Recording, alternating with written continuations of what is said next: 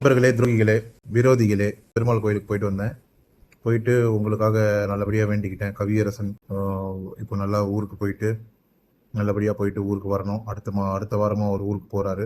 அவர் நல்லபடியாக ஊருக்கு போயிட்டு திரும்பி நல்லபடியாக வரணும். ஏன்னா அவரால் 2 வாரங்கள் தொடர்ச்சியாக கிரிக்கெட் விளையாட முடியாது. அது ஒரு பெரிய ஒரு இழப்பு அவருக்கு. முரளிகிருஷ்ணன் அவர்கள் எங்கள் அண்ணன். அவர் நல்லபடியாக இருக்கணும். அவருக்கு ஒரு கமிட்மெண்ட் வந்துச்சு ஜெர்மனிலேருந்து. பட் ஆனால் அவரால் அந்த கமிட்மெண்ட்காக கடந்த 4 மாதமாக அவரால் வேலை பார்க்க முடியாமல் போயிடுச்சு. அந்த கமிட்மெண்ட்டுக்காக வெயிட் பண்ணார். இப்போ அந்த ஜெர்மனும் போயிடுச்சு. என்னென்ன சொல்றான் பாருங்க, கம்பி கட்டுற கதையெல்லாம் எடுத்து போறோம். இந்த வாட்டி சுவிஸ்ல இருந்தோ இல்லை இந்தோனேஷியால இருந்தோ யாராவது ஒருத்தர் கமிட்மெண்ட் கொடுத்து அடுத்து அவர் ஒரு 4 மாசத்துக்கு நல்லபடியாக காப்பாற்றணும் அப்படின்றது. கண்ணதாசன் அவர்களுக்கு கண்ணதாசன் இப்போதைக்கு 2 ஆட்டோ வச்சு ஓட்டிட்டு இருக்காரு. காலை 6 மணி முதல் மாலை 6 மணி வரைக்கும் பச்சை கலர் ஆட்டோ, மாலை 6 மணிலேருந்து இரவு 12 மணி வரைக்கும் மஞ்சள் கலர் ஆட்டோ போடுறாரு. விடிய காத்தால 12 மணிலேருந்து காலை 6 மணி வரைக்கும் திருப்பி ஒரு சிகப்பு கலர் ஆட்டோ நல்லபடியாக சுற்றணும் அப்படின்றது நான் வேண்டிட்டு வந்திருக்கேன்.